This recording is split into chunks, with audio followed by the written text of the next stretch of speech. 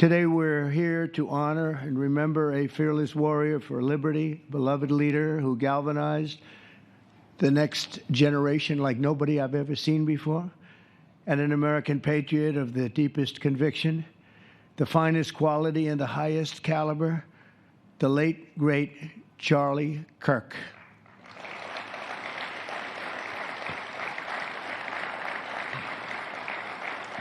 Five weeks ago, our nation was robbed of this extraordinary champion. He was a champion in every way. I got to know him so well. He didn't like losing, and he was able to fight people that were enemies, and he didn't necessarily love those enemies so much. You know, I heard he loved his enemies, and I said, wait a minute, is that the same Charlie that I know? I'm not sure, but I didn't want to get into it. But it was a horrible, heinous, demonic act of murder. He was assassinated in the prime of his life for boldly speaking the truth, for living his faith and relentlessly fighting for a better and stronger America. He loved this country. And that's why this afternoon it's my privilege to posthumously award Charles James Kirk our nation's highest civilian honor, the Presidential Medal of Freedom. Thank you.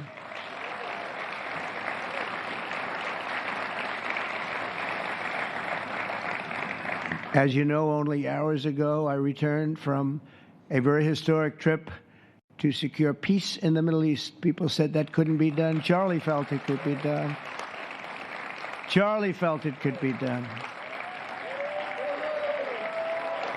Thank you. Thank you. Thank you very much. But I raced back halfway around the globe. I was going to call Erica and say, Erica, could you maybe move it to Friday? And I didn't have the courage to call. But you know why I didn't call? Because I heard today was Charlie's birthday. And I said, you know, that was a definite. And I said, we're going to have to forget about some of those very big, very rich countries that expected me to be there. And I can tell you, based on the length of that flight, I wouldn't want to go back tomorrow. But I would not have missed this moment for anything in the world. Nothing. And it's a very important time for our country, and our country is doing so well. It's never done better. We are a country with almost now $18 trillion of investment coming in. Nobody's ever seen anything like that. Previous administration had less than $1 trillion for 4 years. We have more than 18, it'll be much more than 20 by the time the year, more than $20 trillion. There's never been a country in the world that had anything like that. What's happened to our country is incredible in a short period of time. Charlie was a big person for, sir, can we close up those borders, please, a little bit? You know, they're really leaking badly. I said, Charlie, I haven't gotten there yet. But, you know, it came out the last 4 months. Literally nobody was allowed into our country. And the only people that were allowed in were people that came in legally. The borders are absolutely stone cold closed. And they reported 0, 0, 0, and 0. So that's pretty good. But he was a big believer. He wanted people in the country more than I did, frankly. He wanted them to come in legally. And he got his wish. October 14th is Charlie's birthday, and he should have been turning 32 years old. I tell you, when I first met him, he was like 22. And I said, boy, he's awfully young. But I thought he was older than that, you know. He looked a little bit older than his age. That's okay, you know. That's not good when you're old, but when you're young, it's great. He had the best of all things, but he was special. But instead, Charlie is attaining a far more important milestone. We're entering his name forever into the eternal roster of true American heroes. He's a true American hero, an amazing person, way, way beyond his years. And I'm honored to be joined by a woman who has endured unspeakable hardship with unbelievable strength, and that's Charlie's widow, Erica. And I just want to thank you, Erica. He loved you so much. I was with him. Oh, please. Thank you, darling. Thank you. I was with him before I met Erica, and he told me he was going to get married. He said, "You won't believe how beautiful she is." I said, "Well, then now that I meet her, he's right." But then he also said, "And you know what? She's like the smartest person I know." See, they do go together on occasion. Not often. Not often. But on occasion they go together. But he was in love with you. He was deeply in love with you. It's great. Erica, your love and courage have been an inspiration to all of us, and we will always be here for you, and we're always going to be here for your gorgeous, beautiful children, and we'll never forget what your family has sacrificed for our country. Man loved our country. When things were going badly for our country, he was so, as you know, angry. He would get angry because he said it doesn't have to be that way. We're also pleased to be joined by an incredible group of Charlie's friends, very powerful friends, actually, and some not so powerful, and they're actually better people, okay? I know them all. They're the less powerful ones. I have to tell you that, all of you power guys down here. The best ones in the group are the ones that are less successful, but that happens too. No, they're all great, and they're here. And let's start with Erica's father. Where is Erica's father? Where are you? Where are you, Dad? Oh, look at him. Wow.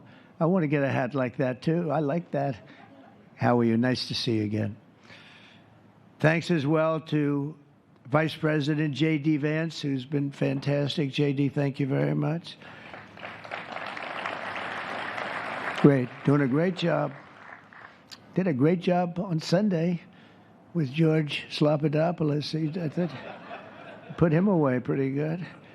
Second lady, who's a phenomenal woman, Usha Vance. Thank you very much, Usha. Thank you very much. Great woman.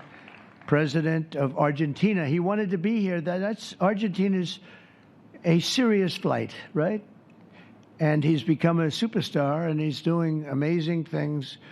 He's a MAGA person, but it's make Argentina great again. That's what he does, right? And I want you to stand, please, Javier Milei. Doing a great job. Thank you very much. Many members of my cabinet are here. Just about all of them are here.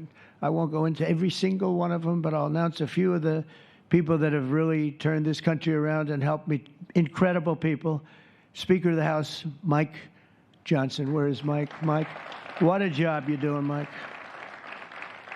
What a job you're doing. And I watched you this morning, and you're in there trying to say, look, just let the country open. Everything will be fine. We're dealing with some radical left lunatics. And I would just wish Charlie was here to fight us. I think the fight would have been over already.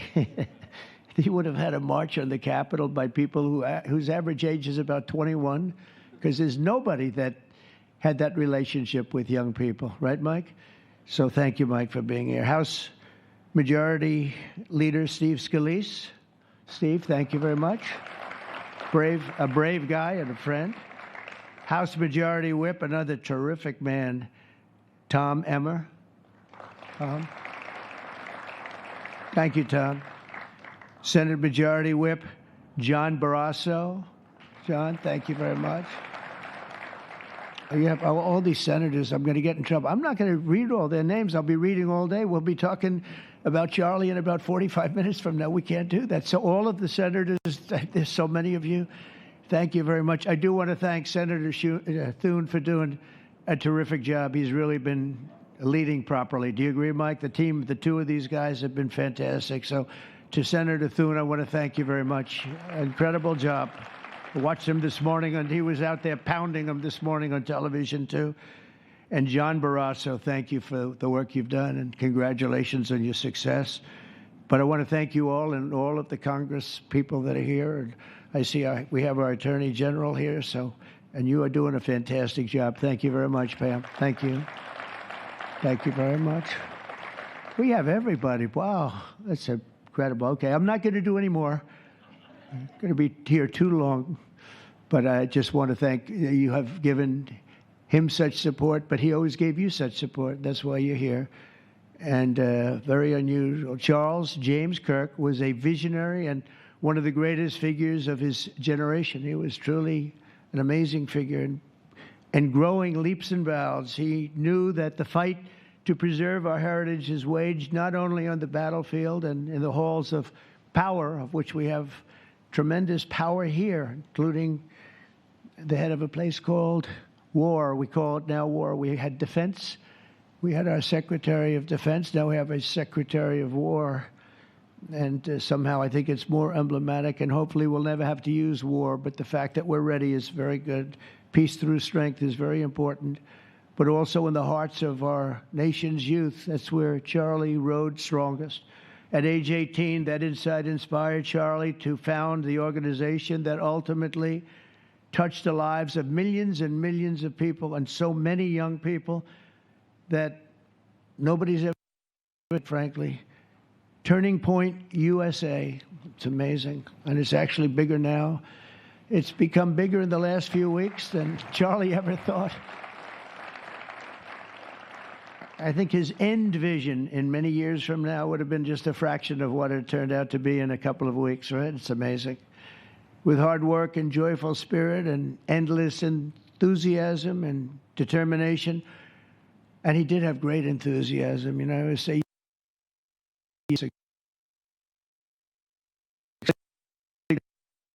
conservative youth organization in the entire country. He forged a personal bond with countless young conservatives. He fought for free speech, religious liberty, strong borders, and a very strong and proud America. In everything he did, he put America first. He really put America first. And ultimately, Charlie became more than a leader of an important organization. He became the leader of historic movements all over the country. There were movements, individual movements, one movement, but it was historic. Everything he did was historic, and a true evangelist for the cause of freedom and the word of Almighty God. God was very important to Charlie. He would say, you know, if you don't have religion, you're not going to have a strong country. It's true. He was so wise beyond his years. You know, I talk to him sometimes and say, this guy is like a young guy. He was really a wise man. From the time Charlie worked on my presidential campaign in 2016, and he was there right from the beginning. He liked me. I don't know.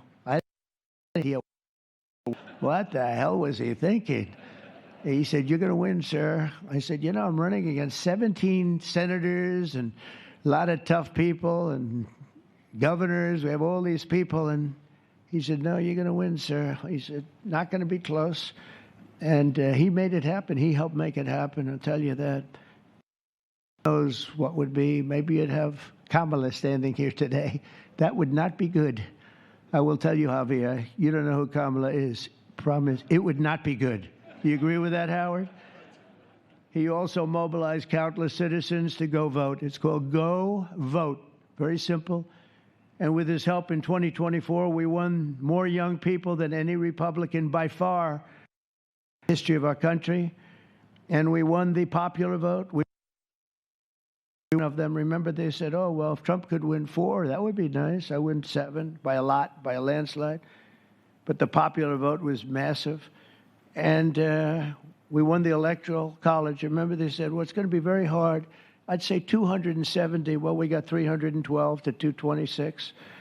And then we won something called districts and councils and different things. But in one case, we won 2,750 to 525. That's the one where you see the map is almost entirely red, except they have a little blue line on one side and a little blue line